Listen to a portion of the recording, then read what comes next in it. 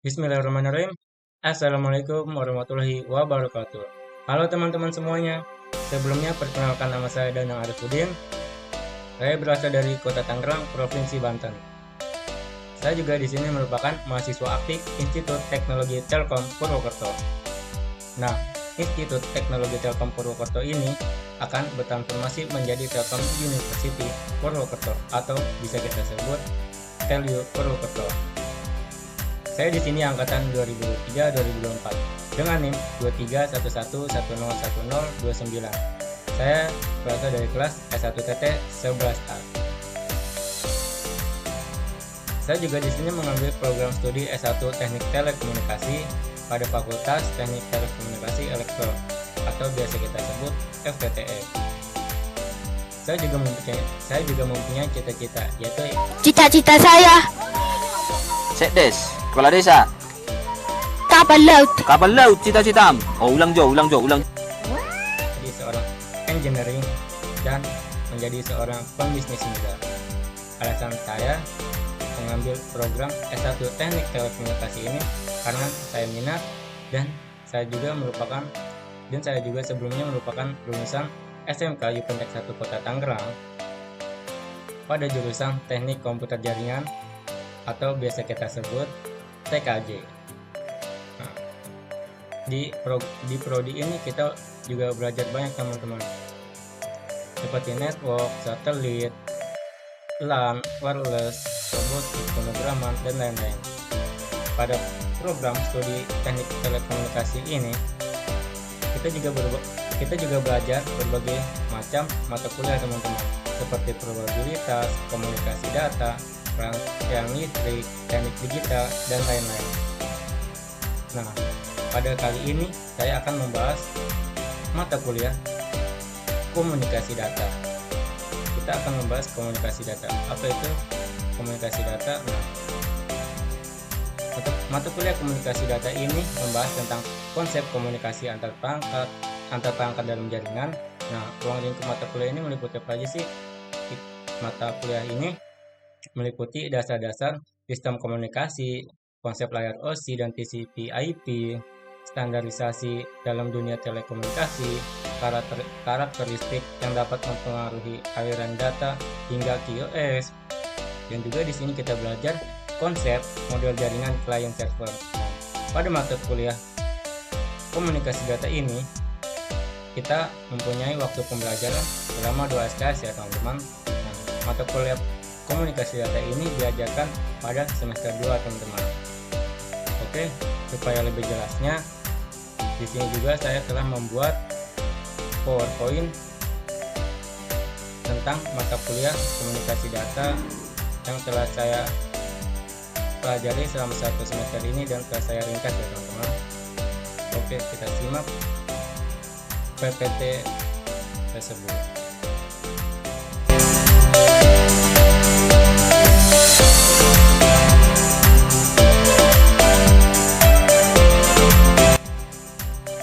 Baik teman-teman, ini adalah ringkasan materi yang telah saya buat dan saya pelajari pada 1 semester ini. Pada mata kuliah komunikasi data ini, kita diampu oleh Bapak dosen Prasetyo Yuliantoro STMT. Sebelumnya, saya mohon izin kepada Bapak Prasetyo Yuliantoro STMT untuk menyampaikan beberapa materi yang telah saya ringkas dan saya pelajari dalam 1 semester ini. Nah, di sini ada 3 ya teman-teman. Yang pertama ada pengantar komunikasi data. Yang kedua ada model ISO dan TCP/IP. Yang ketiga ada enkapsulasi dan dekapsulasi. Oke, yang pertama teman-teman, pengantar komunikasi data. Apa sih itu komunikasi data? Jadi komunikasi data itu memiliki makna yang berarti komunikasi, artinya berbicara atau bisa disebut bertukar informasi. Sedangkan data, informasi yang dipertukarkan antara 2 perangkat atau lebih. Pengertian komunikasi data ini adalah komunikasi data adalah proses pengirim dan penerimaan data atau informasi antara dua perangkat atau lebih yang terhubung dalam sebuah jaringan, baik itu lokal area network atau LAN maupun jaringan yang lebih luas seperti internet. Nah, komunikasi data ini memungkinkan perangkat-perangkat tersebut untuk saling berbagi informasi dan berinteraksi satu sama lain. Pada komunikasi data ini juga kita memiliki beberapa pengantar, teman-teman. Yang pertama ada elemen komunikasi data. Nah, elemen komunikasi data ini memiliki 5 elemen ya, teman-teman. Yang pertama itu ada pengirim atau sender, yaitu perangkat atau entitas yang mengirimkan data. Sedangkan yang kedua ada penerima atau receiver.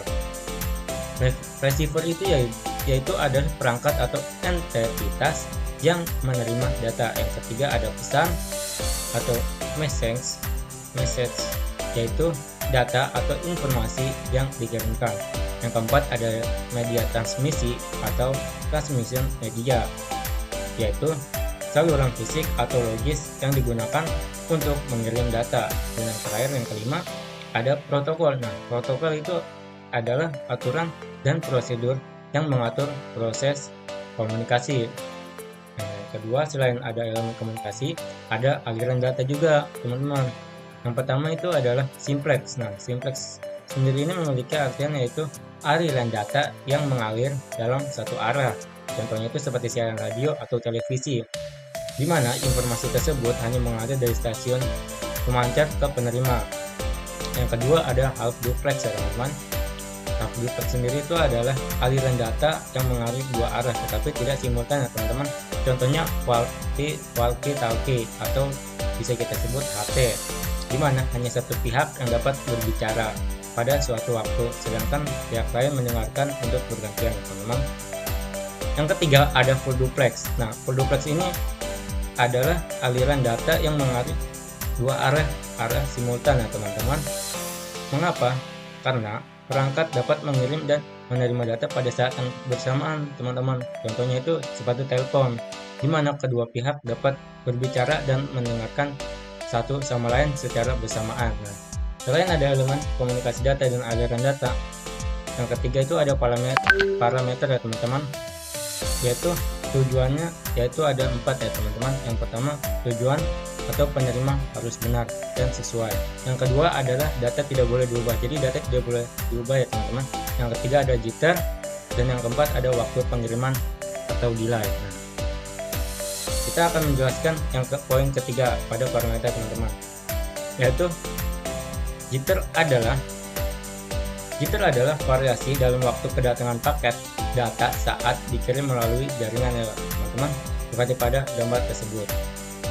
Dalam konteks komunikasi data, jitter mengacu pada fluktuasi keterlambatan pengiriman paket-paket data yang dapat menyebabkan masalah dalam aplikasi memerlukan pengiriman data waktu nyata seperti FTP atau Voice over Internet Protocol, streaming video, dan game online. Nah, jitter yang tinggi dapat mengakibatkan kualitas suara dan video yang buruk atau lag, atau bahkan dapat kehilangan paket data ya, teman-teman. Penyebab dari jitter sendiri itu ada 5 ya, teman-teman. Yang pertama ada kemacetan jaringan atau network congestion. Nah, kemacetan jaringan itu sendiri adalah disebabkan karena terlalu banyak data yang dikirim melalui jaringan dalam waktu bersamaan yang menyebabkan kemacetan. Yang kedua ada route dinamis atau dynamic routing. Nah, dynamic routing ini adalah paket yang dapat mengambil rute yang berbeda untuk mencapai tujuan tergantung pada kondisi jaringan pada saat itu.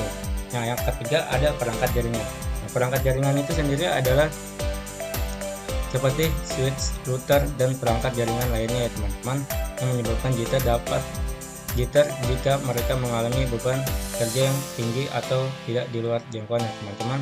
Yang keempat ada interferensi pada media nirkabel. Nah, yang keempat ini ada jaringan nirkabel lebih rentan terhadap referensi elektromagnetik yang dapat menyebabkan jitter ya, teman-teman. Yang kelima ada kualitas layanan atau quality of service atau QoS ya, teman-teman. Nah, QoS ini adalah pengaturan QoS yang tidak memadai dapat menyebabkan fluktuasi dalam penanganan paket data dan mengakibatkan jitter. Nah, bagaimana cara menguranginya, teman-teman? Cara menguranginya itu adalah mengatur IOS ya, teman-teman. Mengatur IOS. Yang kedua ada mengelola bandwidth. Yang keempat ada optimasi jaringan, yaitu mengurangi kemacetan dengan membagi jaringan menjadi segmen-segmen yang lebih kecil atau menggunakan teknik load balancing ya, teman-teman. Yang keempat ada penggunaan buffer jitter. Nah, penggunaan buffer jitter ini adalah dalam aplikasi seperti FLP. Buffer jitter dapat digunakan untuk menyerap fluktuasi dalam kedatangan paket data dan mengurangi efek jitter pada kualitas suara maupun video, teman-teman. Yang kelima ada memperbaharui perangkat jaringan. Memperbaharui perangkat jaringan ini untuk menggunakan perangkat keras jaringan yang lebih cepat atau lebih memadai dan membantu untuk mengurangi jitter ya, teman-teman. Selanjutnya ada delay ya, teman-teman.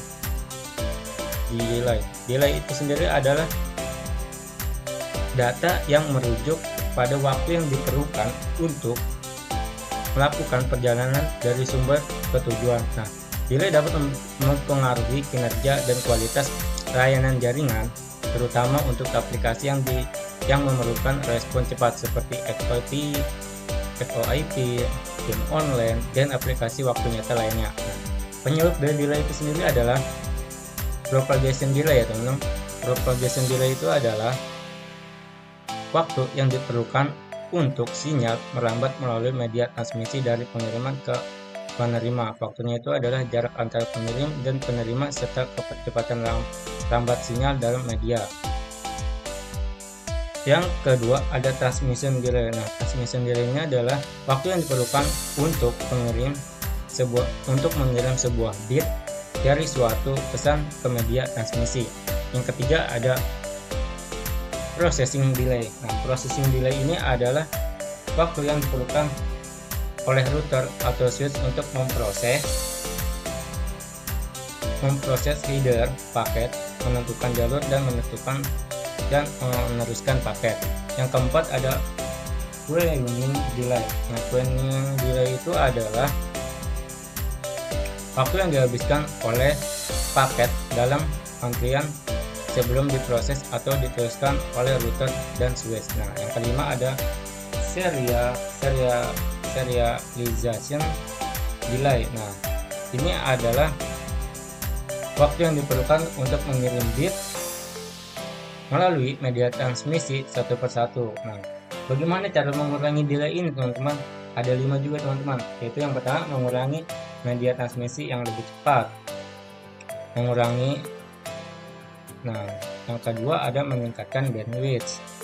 Bagaimana meningkatkan bandwidth kapasitas? Jadi kita dapat meningkatkan kapasitas bandwidth saluran transmisi untuk mengurangi transmisi delay ya, teman-teman. Yang ketiga ada memperbaharui perangkat jaringan. Yang keempat ada mengelola antrian, dan yang kelima ada mengoptimalkan routing. Oke. Selanjutnya kita bahas yang kedua ya, teman-teman. Yang kedua itu adalah model IC dan TCP/IP. Nah, apa sih OSI dan TCP/IP itu? Nah, model IC dan TCP/IP adalah dua kerangka penting dalam dunia jaringan komputer. Nah, OSI lebih digunakan sebagai model konseptual untuk memahami berbagai fungsi jaringan.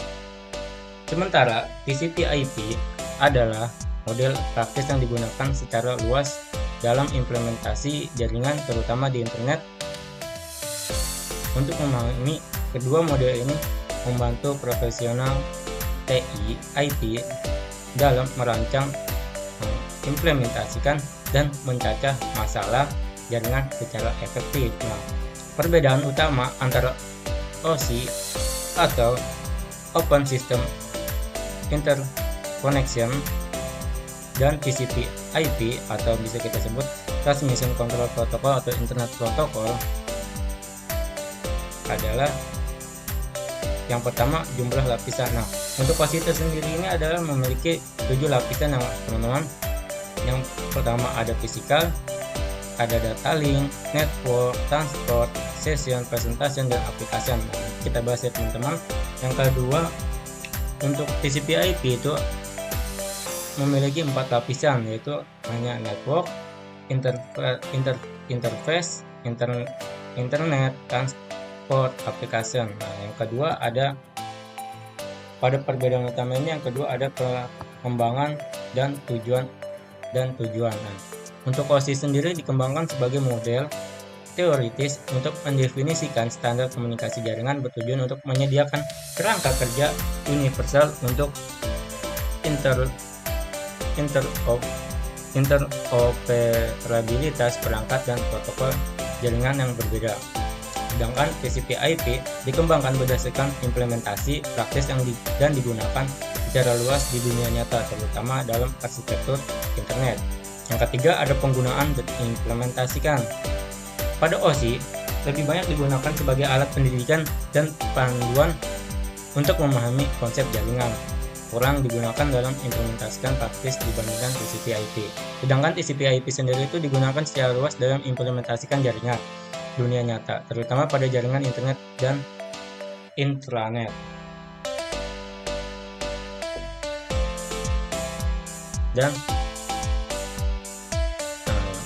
Terus selanjutnya kita aplikasi layar. Nah, aplikasi layar ini adalah lapisan teratas dalam model OSI atau Open System Interconnection dan bertanggung jawab untuk menyediakan layanan jaringan langsung kepada aplikasi pengguna akhir.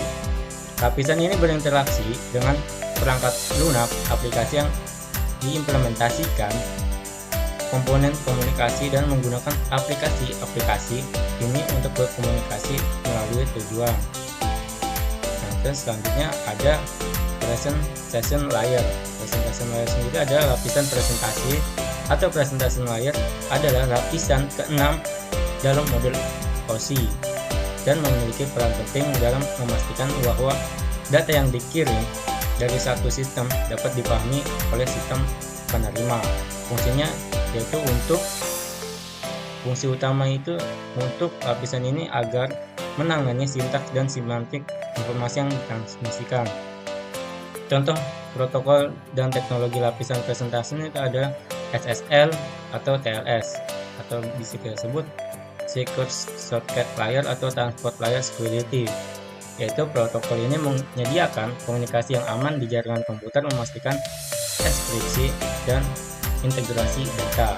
Yang kedua ada MIME atau Multipurpose Internet Male Extension, yaitu digunakan untuk mengidentifikasikan format berbagai jenis data yang dikirimkan melalui email termasuk teks, gambar, audio maupun video.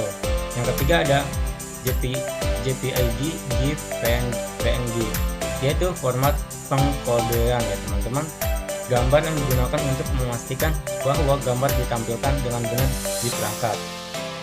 Selanjutnya ada session layer. Nah, session layer ini adalah lapisan yang kelima dalam model OSI yang bertanggung jawab untuk mengatur dan mengendalikan dialog sesi antara dua perangkat komunikasi. Lapisan ini memastikan bahwa sesi komunikasi dapat dibuka, dikelola, dan ditutup dengan benar, serta menyediakan layanan untuk menjaga sesi tetap terbuka selama diperlukan. Lapisan ini membuka tutup saluran komunikasi antara perangkat yang disebut session. Lapisan ini bertanggung jawab untuk membuka session dan memastikan tetap terbuka ya teman-teman. Tak hanya itu, lapisan ini juga mengatur checkpoint selama proses transfer, dan juga apabila session terganggu, perangkat dapat melanjutkan transfer data dari checkpoint terakhir.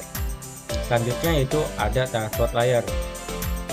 Transport layer ini adalah lapisan yang keempat ya teman-teman dalam model OSI dan bertanggung jawab untuk menyediakan transfer data yang andal antara dua perangkat dalam jaringan. Fungsi utama dari transport layer sendiri ini adalah untuk memastikan bahwa data dikirim dengan benar dan dalam urutan yang tepat dari sumber ke tujuan. dari pengirim ke penerima.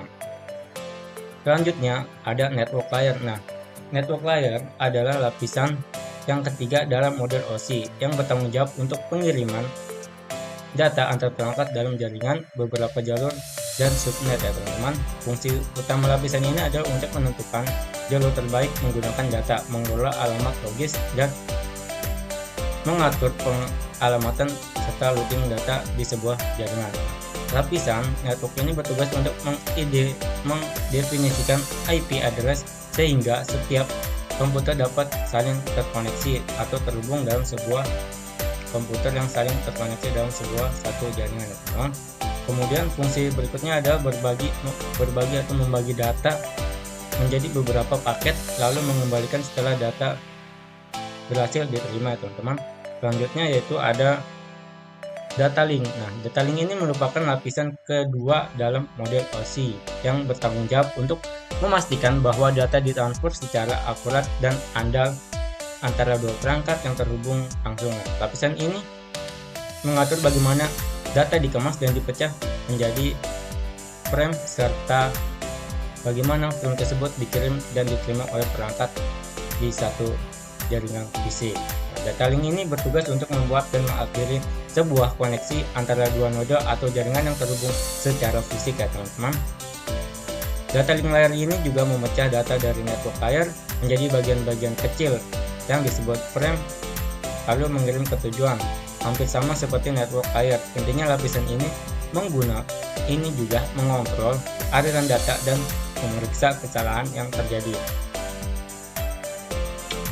Yang terakhir yaitu ada physical layer atau lapisan fisik ya, fisik layer. Lapisan layar fisik ini adalah lapisan yang pertama dalam model OSI ya teman-teman, yang bertanggung jawab untuk transmisi bit mentah melalui media fisik jaringan. Lapisan ini menangani aspek mekanis, elektrik, fungsional, dan prosedur untuk mengakses media fisik. Ini adalah lapisan yang paling dasar dalam model OSI yang menentukan bagaimana data ditransmisikan melalui jaringan melalui media jaringan seperti kabel, tembaga, serat optik, atau gelombang radio ya teman-teman. Lapisan pertama OSI atau physical layer yaitu lapisan yang bertanggung jawab untuk mentransmisikan dalam bentuk bit stream ya teman-teman. Physical layer ini mencakup segala peralatan pertukaran informasi yang dimiliki oleh dua perangkat yang melakukannya, termasuk kabel dan tombol-tombol. Selanjutnya yang ketiga ada enkapsulasi dan dekapsulasi. Nah, apa sih enkapsulasi dan dekapsulasi itu ada teman-teman? Oke. Untuk enkapsulasi sendiri ini adalah konsep di mana data variabel bersama dengan metode yang mengoperasikan data tersebut dikemas bersama dalam sebuah unit tunggal yang disebut objek. Dengan kata lain, enkapsulasi memungkinkan kita untuk menyembunyikan implementasi sebenarnya dari data serta metode dari akses luar dan hanya mengekspos apa yang diperlukan, apa yang perlu diketahui atau digunakan oleh pengguna objek tersebut. Ini dapat membantu kita ya teman-teman, dapat membantu untuk mengatur kompleksitas dan meningkatkan keamanan dan integritas data dalam program. Sedangkan dekapsulasi adalah proses mengakses data atau metode dari objek dari luar objek itu sendiri. Nah, dalam konteks OOP ini dilakukan melalui antarmuka publik yang disediakan oleh objek. Dekapsulasi memungkinkan objek untuk berinteraksi dengan objek lain atau dengan bagian lain dari program ya teman-teman.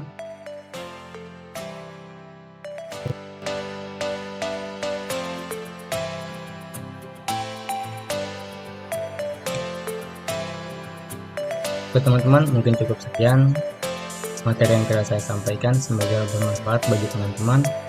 Sebelumnya saya mohon maaf bila ada kekurangan atau kesalahan pada saat pembawaan materi. Dan saya juga ingin mengucapkan terima kasih kepada Bapak Prasetyo yang telah membimbing saya selama 1 semester ini. Sebelum saya akhiri presentasi kali ini, saya ingin memberikan satu quotes atau kata-kata teman-teman, yaitu Jika kamu hanya bertahan di zona nyaman, maka kamu tak akan pernah tahu banyak hal. Jadi jangan pernah takut untuk mencoba, karena masa depan adalah milik mereka yang percaya dengan impiannya. Cukup sekian, terima kasih. Wassalamualaikum warahmatullahi wabarakatuh.